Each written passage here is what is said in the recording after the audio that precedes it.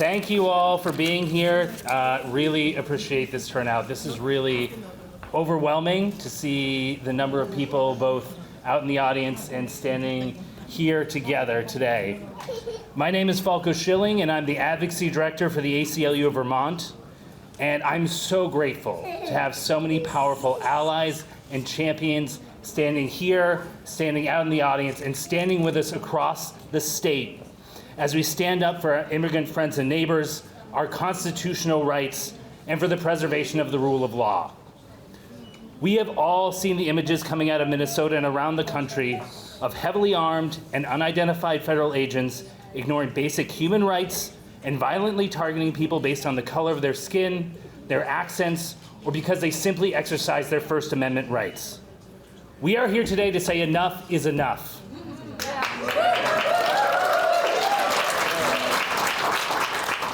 Vermont can and will act to protect our communities. This afternoon, you're going to hear from legislative leaders as well as advocates and community members about the impacts we're seeing here in our state and what we can do about it. Some of these policies include providing access to counsel to people detained by ICE, protecting the core functions of our society by expanding our ban on courthouse arrests to other important locations, requiring that all law enforcement officers in our state be properly identified, and ensuring that Vermonters can have their day in court if federal officers violate their constitutional rights. I could say much more, but I'm going to stop now so you can hear from some of the other speakers, because I know we have a lot of folks with a lot of things to say. So first, I'd like to invite Representative Leonora Dodge to speak about some of the work happening in the House of Representatives.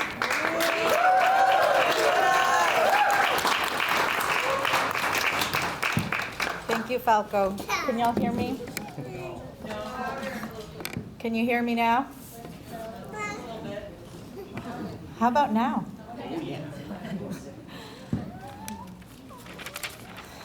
Representative Dodge from the town of Essex and the city of Essex Junction. Since January, we have watched in horror as ICE agents turned cities like LA, Chicago, and now Minneapolis into war zones. No one is safe. Not immigrants, not innocent children, not even citizens. Just days ago, near Minneapolis, which is still reeling from the tragic killing of Renee Nicole Good, an ICE operation tear-gassed a family, including 6 children, as they were trying to get home from a basketball game. The mom had to administer CPR to her infant. And a police chief in Brooklyn Park, just outside Minneapolis, just announced that ICE agents have been stopping his officers and demanding proof of citizenship, guns drawn. We're also seeing that ICE detention is deadlier than ever.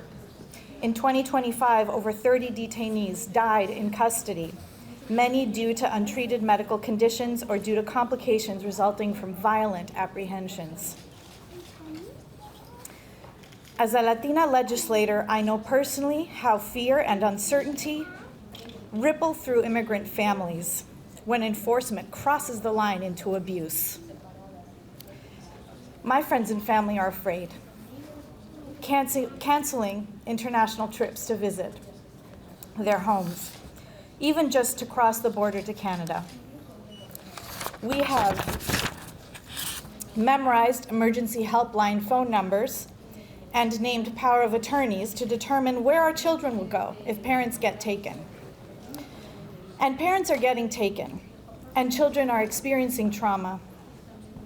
That's why I'm working to make sure Vermont upholds due process, transparency, and basic human dignity. The public outcry against these abuses brought us together, immigrant activists, legislators, civil rights advocates, and legal experts from Vermont and nationwide to dig into our statutory language and our constitutional rights and obligations. The result is a slate of bills that place checks at every step of the immigration law enforcement process. The bills include requiring law enforcement to be clearly identifiable, strengthening protections against vigilantes impersonating immigration agents, keeping ICE out of our schools, health facilities, and libraries, and guaranteeing access to legal counsel for people facing deportation. These measures uphold immigrant rights, they safeguard due process, and they reinforce public trust in the rule of law. Our constituents have been loud and clear. Defend Vermont from the chaos and violence of federal assaults on immigrants, on their allies, and on anyone unlucky enough to land in the middle of ICE operations.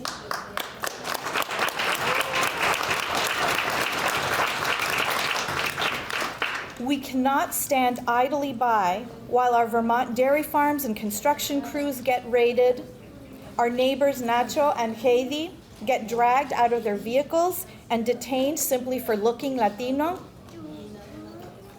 and immigration detainees in our correctional facilities go without basic access to interpreters, medical attention, and lawyers.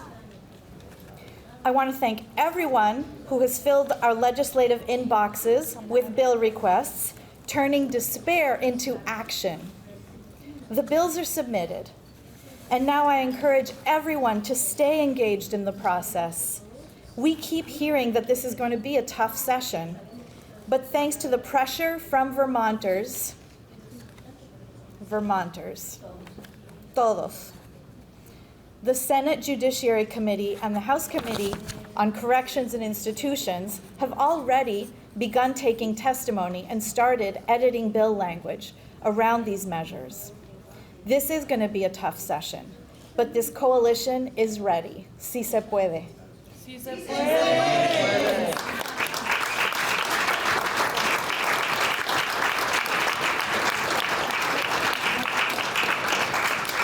Thank you very much. Really appreciate it. Next, I'd like to invite Senator Tanya Bohosky to the podium.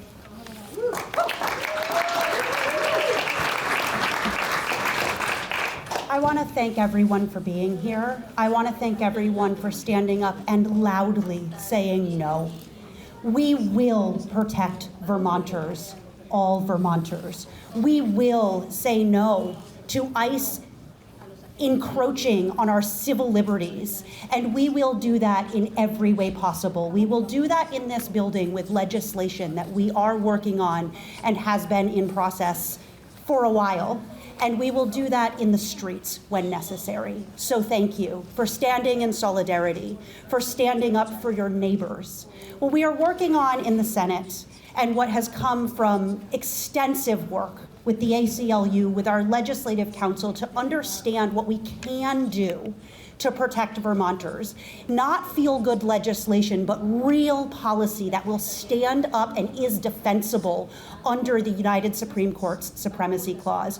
We are working to craft language that will require all law enforcement operating in the state of Vermont be identified with their name or badge number and the agency they work for visibly on their uniform, and will not be using disguises and masks to conceal their identity.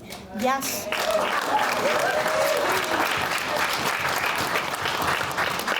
And we believe from the testimony from a constitutional law professor at Columbia that we do have the right to do this. We do have the right to say this is how law enforcement operates in Vermont. We do not have the right to say only federal law enforcement, but we do have the right to say all law enforcement. And that is what we are going to do. We are working to continue crafting that language so it is as strong and protective and as defensible as possible, because in Vermont, we do not want secret police. We will also expand our list of sensitive locations. Currently, there is a prohibition from civil arrests without a judicial warrant in courthouses. It makes sense to me and to our Judiciary Committee that any place that you must go to conduct your daily life or are forced to go to pay taxes or send your children to school, you should also have that protection. And so we are looking at expanding that protection to schools, to state, county, and municipal buildings, to churches and places of worship, to hospitals and medical facilities, because these are places that you don't have a choice but to go. And so you should be able to go there without fear of arrest, without a signed warrant. Now, I've heard some concerns that this may create danger. It does not prevent criminal arrest for violent behavior. It prevents extrajudicial civil arrest in these public places of accommodation. And we are working to ensure that this language is as protective and defensible as possible, with the ability to frankly take civil action if your constitutional rights have been violated, because our US and Vermont Constitution applies to everyone, not just citizens.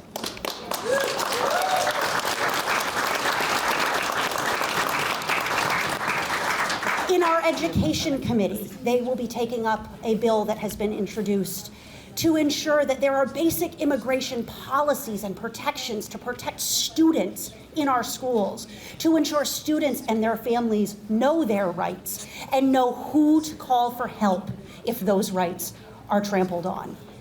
And hopefully, later in the session, we will be taking up older legislation around safer stops to prevent unnecessary interaction with law enforcement in traffic stops that are not for public safety reasons. There is more we can do, and there is plenty that we can continue to do to protect Vermont and ensure that every Vermonter is as protected as we can possibly provide under the very real restraints of the Supremacy Clause of the US Constitution. I have been frustrated how little we can do, and I and our Judiciary Committee have worked hard to find the needle of what we can do to offer real protection in Vermont so that we can lead the way in saying no. We will not let our civil rights be eroded upon. We will not let our neighbors be rounded up and sent to concentration camps. We will not allow the death of democracy and the erosion of the rule of law. In Vermont, we stand up. We bravely say no, because this brave little state says no to hate, says no to white supremacy, and says no to extrajudicial secret police. So thank you. Thank you for your work. We can't do it without you.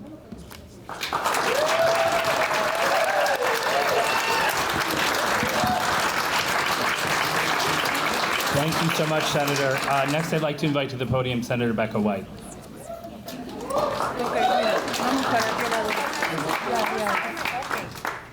Okay. Okay, this is the best press conference I've been to so far with these adorable children. Thank you for bringing your families here. It takes a lot more courage to show up with this group than it does for us as politicians to show up. So I just want to thank you explicitly for being here. It takes a lot of courage. I really appreciate it. Thank you, Megan Justice. So I don't know about you, but I'm angry. I'm really, really angry. About a few months ago, I had a friend who was detained by ICE when we were outside of his citizenship interview. And when I asked the men with masks and gear to protect themselves and unmarked cars, I introduced myself and I said, I'm a state senator. Who are you? They said, I don't need to tell you who I am. It's not my job to tell you who I am. Shame. That is your job. And so I'm so grateful for S208, S209, both with sensitive spaces and with identification, because it was shocking to me that even in a position of privilege, when I demanded information, I was told, I don't have to do that. It's not my job. I want to speak to you a little bit about what Sinclair Lewis wrote about in It Can't Happen Here, what George Orwell wrote about in 1984, and a quote that has been circling my mind since Renee Good was shot in the face in Minneapolis. The quote comes from George Orwell, where he says, "The party told you to reject the evidence of your eyes and your ears. It was their final, most essential command.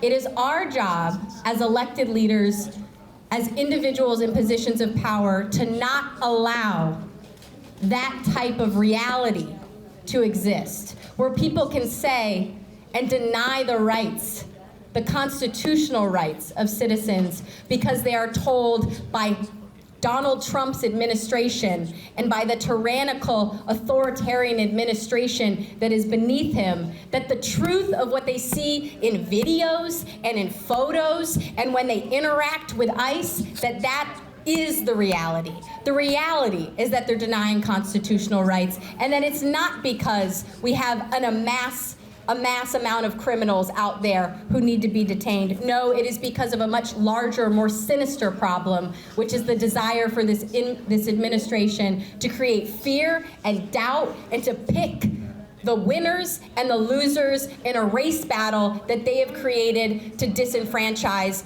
Americans and American citizens and immigrant communities. That is what we are fighting against. We are fighting against the derailment of the reality that we live in. We have to look with our eyes and our ears and accept that the reality that we're experiencing is very bad, and that every day since the administration was inaugurated over a year ago has gotten worse. And as we continue to accept and be silent, we have to hold accountable our elected leaders. So I just want to comment on one thing before I leave you. And that's a quote that we had yesterday in the State of the State, or State of the Budget, my apologies.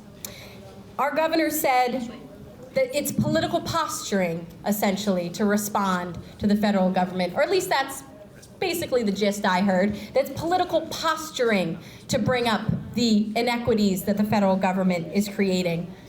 I don't think it's political posturing. What I think is political posturing is when we have a governor who in good times talks about demographics and supporting immigrant communities. In good times, gives a State of the State where Afghan refugees are giving him a standing ovation for protecting him, and then remains silent when that same group of people is being targeted. That is political posturing. That is political posturing.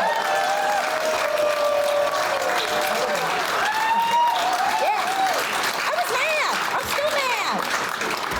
So if you're mad like me, please go ahead and send us some emails about S208, send us some emails about S209, and please continue to call for compassionate action.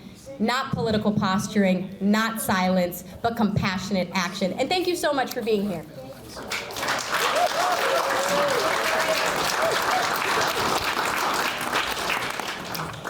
Thank you so much.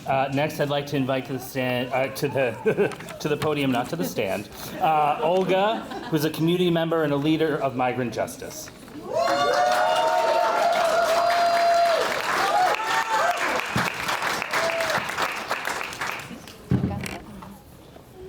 Buenas tardes. Mi nombre es Olga Cruz, soy una trabajadora migrante. Good afternoon, my name is Olga Cruz, I'm an immigrant worker. Pues creo que ya todos sabemos el objetivo del por qué estamos aquí ahora, luchando otra vez por nuestra vida, por nuestra dignidad. I think we all know why we're here today, and that's because we're here once again fighting for our lives and for our dignity. Pero lo más importante, por nuestra libertad. And most importantly, for our freedom. Estamos viendo todas las situaciones que mucha de nuestra comunidad está viviendo en diferentes estados. No es nada fácil verlo, no es nada fácil oír de personas cercanas todo lo que está pasando. All across this country, we're seeing the conditions in which our community is forced to live. And it's not easy witnessing what's happening, seeing and hearing what is going on. No fue fácil para mí, para llegar hasta este lugar, para salir y dejar a mis hijas. No fue fácil, pero tengo que salir, tengo que luchar por mi comunidad, porque si yo no salgo, otra vez nos regresan a la oscuridad y eso no va a pasar. And I can tell you it also wasn't easy for me to come here to speak with you today. It wasn't easy for me to leave my daughters at home and show my face in public, but I did it because I feel the need to speak out. Because I know that if I don't speak, our community will be silenced and pushed once more into the shadows.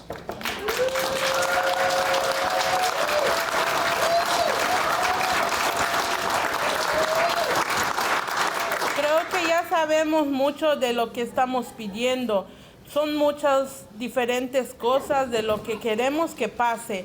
No estamos seguros de lo que puede pasar, pero estamos pidiendo ayuda a que por favor nos ayuden con eso. Son cosas que realmente como humanos tenemos que tenerlos. Now, you've heard about the package of proposals that we're introducing this year, and we don't know what the future holds for these proposals, but what we're asking is for all of us to join together in support of our human rights. Como madre de familia, para mí este último año ha sido muy difícil. No es fácil porque estamos viendo todas las situaciones que nuestra comunidad está viviendo. As a mother, I want to say that this last year hasn't been easy for me. To be with my family and witness what's being done to our community has been a difficult task. Es una situación difícil. A veces no quiero mandar hasta mi hija a la escuela porque tengo miedo. Ella tiene miedo también de que ella pueda ser detenida o yo. There have been times when I haven't wanted to send my daughter to school because of her fear and mine that she or myself could be detained. No es una situación fácil, pero también el que seamos libres no asegura de que nosotros estemos completamente felices en este lugar. Now, this hasn't been easy, but I also want to say that our fight is not just for our physical freedom. The fact of being free or not being detained doesn't mean that we're able to live with dignity. Tenemos que conectar nuestra lucha, porque tenemos muchas diferentes luchas, pero si yo me pongo a hablar de eso, todo tiene que ver. Yo soy libre, pero no estoy viviendo en una casa digna, en una vivienda justa. We need to see our struggles for human rights as connected. I can speak with you today because I'm not in detention, but that doesn't mean that I'll be going home tonight to housing that's dignified or a job that is fair. Personas que han sido detenidas también están sufriendo allá adentro, porque lo que se está viviendo también allá adentro, eso no es lo que vive una persona. Allá los están tratando más que como animales. And those who have been detained are suffering as well. When you're held behind bars, you aren't treated as a human being, but as an animal. Para ellos allá adentro uno no tiene derechos. Si uno todavía es complicado luchar aquí y que nos puedan hacer valer, imagínense adentro. So if it's difficult for those of us who are on the outside to fight for our rights, imagine how difficult it is when you're behind bars in detention and being told that you don't have any rights at all. También quiero ser libre, quiero ir a mi iglesia, quiero comprar mi comida, quiero llevar a mis hijas a sus deportes, a su escuela, poder ser libre, salir a un parque o a donde sea que uno quiera estar. Quiero ser tratada como cualquier otra persona que vive en este país o en este estado. I want to be treated with the fairness and justice that I deserve. I want to be able to live and travel freely, to go to church, to go to the store, to bring my children to school or to a park. I want to be treated just like the human being that I am. Por favor, tomen en cuenta lo que estamos pidiendo. Nosotros no somos ni la más mínima parte de toda la gente que está en Vermont. Somos muchos, pero no todos tienen el valor de poder salir y luchar, porque muchas cosas están sacrificando y estamos poniendo cosas en riesgo al ponernos aquí enfrente de ustedes.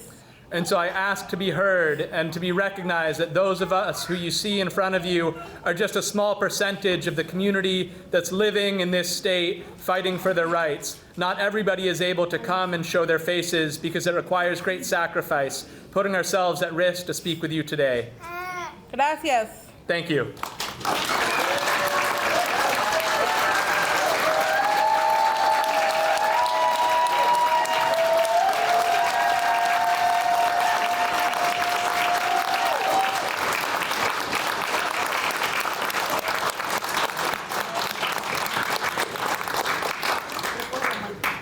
Next Next, I'd like to invite up Leah Brenner from the Vermont Asylum Assistance Project.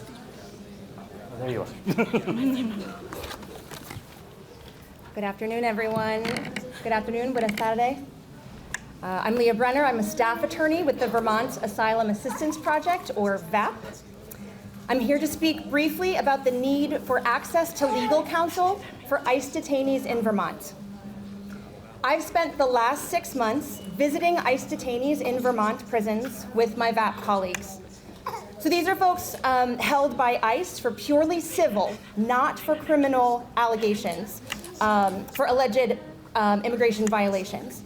These may be people who came to this country with lawful status, only to find that the Trump administration has categorically stripped the protection that they had away.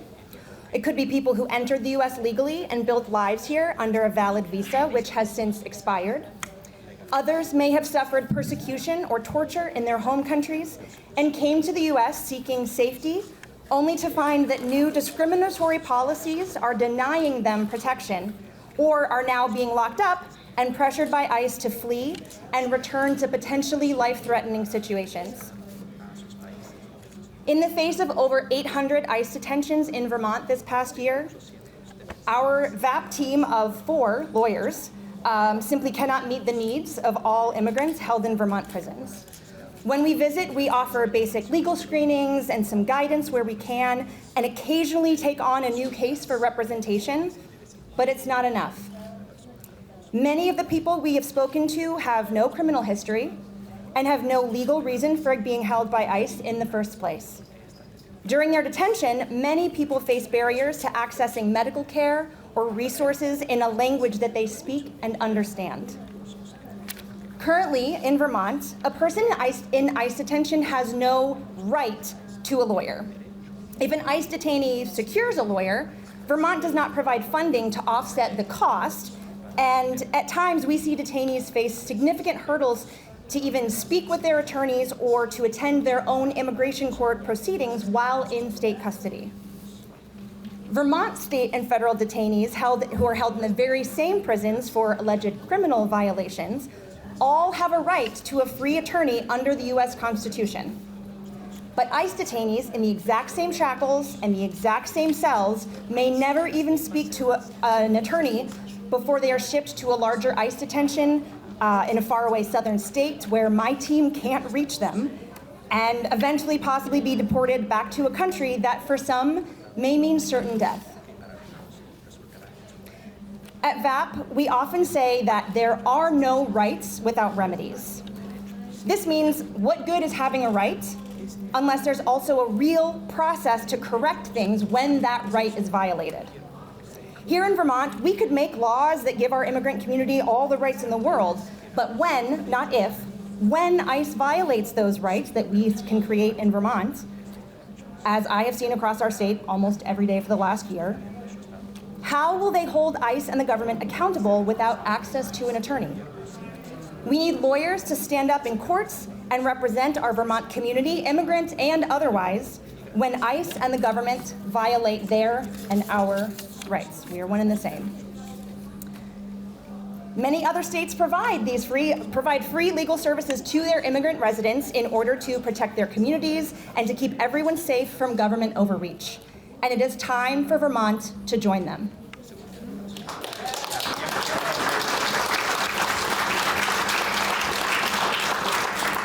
Our state may be behind the times in this regard, but it's not too late to choose a different path. We all need and deserve access to justice, and Vermonters want to see their immigrant neighbors safely return to their Vermont homes and families. When something goes wrong, Vermonters want to see it righted through the proper legal channels. We know that the federal government will continue to brazenly violate the rights of our friends and neighbors, breaking laws and violating the Constitution, while claiming it is upholding the rule of law and making our country safe. That is why it is vital that the state provides basic access to lawyers and legal counsel who will stand alongside our immigrant community while they navigate systems that are designed to be disorienting and discouraging. By providing legal services for immigrants and ensuring everyone held in Vermont prison on an ICE detention has access to legal representation, we can deliver on Vermont's values. We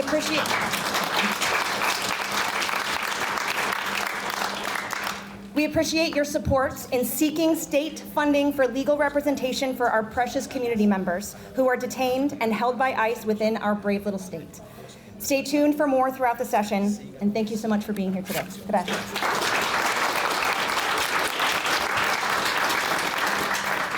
Thank you, Leah. Next, I'd like to invite Jordan Souter, ACLU of Vermont policy advocate, to share a few words.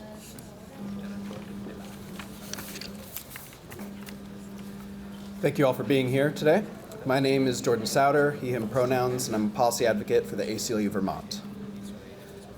We all have rights that the government must respect, regardless of our immigration status. That is the law. But the Trump administration is breaking the law and actively terrorizing our communities through its cruel and dangerous mass deportation campaign. The federal government is attempting to intimidate us by eroding our constitutional norms, denying our most basic constitutional rights, and deploying masked and unaccountable agents into our communities. These so-called immigration enforcement agencies have taken people without warrant, warning, or identification. They claim to be going after only dangerous criminals, yet we know this is another lie perpetuated by the Trump administration. Based on their own data, a majority of people in ICE detention have no criminal conviction. And their cruelty has not stopped at immigration enforcement. They have attacked protesters, targeted US citizens, and people have been brutalized and killed as a result of ICE's aggressive and inhumane tactics.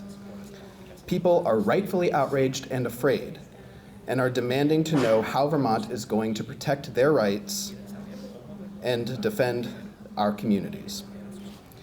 Now, thankfully, along with our partners VAP, Migrant Justice, and VPIRG, along with many other community organizations, we have identified several policy areas within our Firewall for Freedom campaign where Vermont can and should use its power to limit state interactions with immigration authorities, improve access to justice, and keep our community safe. Now, I want to take a minute to speak specifically to some of the proposals in front of the legislature this year, which can provide real, concrete protections. S208, that requires law enforcement be properly identified and not use masks to hide their identity. S209, which prevents federal agents from making warrantless immigration arrests in private spaces such as schools and healthcare facilities, and expand Vermont's ban on civil arrests at courthouses to include other state and local government buildings. Next, we must ensure that due process is followed for every single person within our custody, and that all civil detainees within our system are provided with legal representation and access to vital services. We must also ensure that every federal official operating within our state is adhering to our laws and the state and federal constitution, and provide avenues for recourse for people to have their day in court when federal officials violate our constitutional rights. And finally, we hope that the legislature will pass S144 and enact smarter stops for safer roads to address over-policing and racial disparities in traffic stops by prohibiting stops for equipment violations and consent-based searches without probable cause. I want to again thank our partners and the legislators who have prioritized these issues early in the session and worked to advance these policies and stand up for immigrants' rights. By enacting these and other Firewall for Freedom policy areas, Vermont has an opportunity to show other states how we can best protect our communities, protect our civil liberties, and our democracy as a whole. When our state refuses to be complicit in unconstitutional acts, when our state leaders create protections for our communities, and when neighbors look out for one another, that is how democracy ensures. Thank you.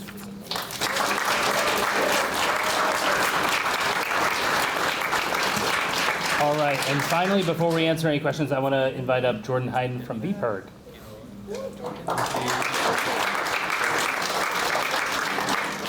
Good afternoon. I'm going to move this a bit. My name is Jordan Hayden. I use she, her pronouns, and I'm the Democracy Vermont Campaign Director at VPIRG, the Vermont Public Interest Research Group. Democracy has been a pillar a major pillar of VPIRG's work since we were founded in 1972. But here in 2026, we are facing challenges like never before. We're so grateful to the ACLU of Vermont, the Vermont Asylum Assistance Project, and Migrant Justice, among others, for their leadership on immigration matters. VPIRG is so honored to support that work. Now, we cannot allow our democracy to crumble in its 250th year, and we cannot allow ICE to act like a secret police force, ripping families apart, kidnapping and disappearing loved ones. 32 people died in ICE custody in 2025. That is indefensible. And that's why so many Vermonters are taking action, just like so many of you in this room right now. Last summer, VPIRG canvassers knocked on over 80,000 doors, reaching every single town in Vermont. And we talked with folks about the many attacks the Trump administration has waged against our state. Some cried, some gave hugs and invited us in for tea, and many shared their frustrations with the state of the world. So, when we asked them to take the pledge to protect democracy, they did. When we asked them to participate in a No King's Day rally, they did. When just over a week ago, we asked them to attend a vigil for Renee Good, an unarmed US citizen who was killed by an ICE agent, they did. And when we asked them, yet again and likely soon, to stand up and do everything possible to protect our communities from harm, I know that they will, and I know that we all will. So to all of the legislators already taking up democracy and immigration issues and bills this session, we thank you. This coalition is here to support you. And to all of the activists, organizers, advocates, and community members being guided by their moral compasses and doing everything you can to ensure that you are committed to doing what's right, please keep showing up. We so appreciate it, and we will be right there with you. Thank you.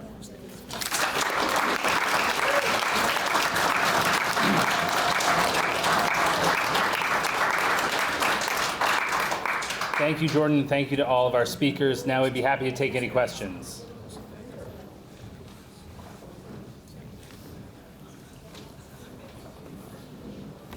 Is there a bill number yet for the legal representation? There is not a bill number yet, but that should be introduced pretty soon.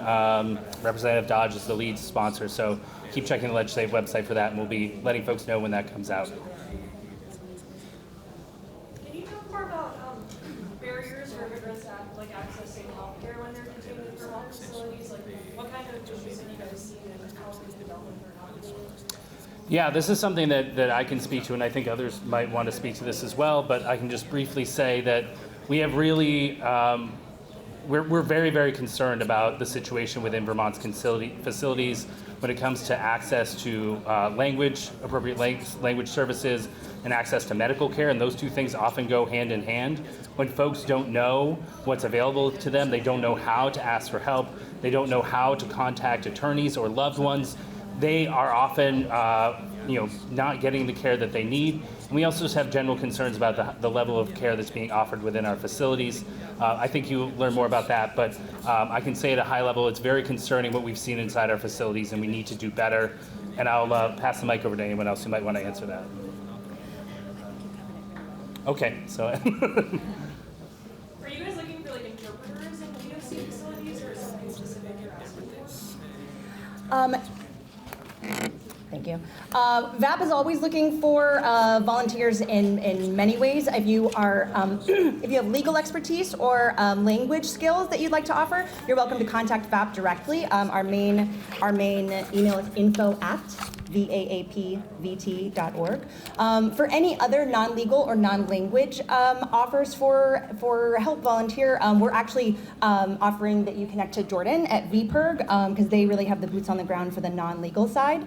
So yeah, reach out. What's your question about? Do you want to talk about the barriers? Interpreters in the, Or even if you're just looking for help from lawmakers or like people in like state employees in the Yeah, the biggest issue that we find is that it's the state's duty to provide translation interpretation within their facilities, and so we don't rely on them to do any interpretation or translation when we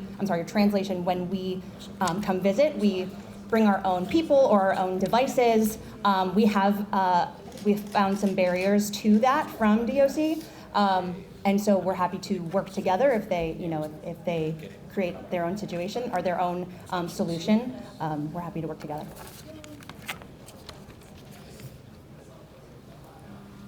Any other questions?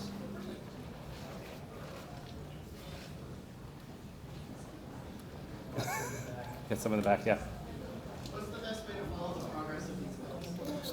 What's the best way to follow the progress of these bills? I would say for folks wanting to know about the work of the ACLU, go to acluvt.org and you can sign up for our email alerts. We'll be letting folks know about that. And I'm sure that there are other ways that you can stay in touch with the work of migrant justice, VAP, VPIRG, and others, but we'll be doing our best to make sure that folks know about what's happening and speaking about it regularly. We'll be sending out an alert to our email list later this week with the opportunity to contact legislators about all the bills that we talked about today.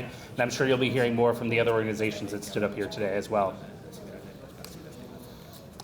All right, with that, I just want to say thank you all for coming out. I really appreciate the folks from the media covering this and everyone who stood up here with us, everyone who's in the audience, and everyone who's standing with us across the state in this important fight. Thank you so much. We can do this.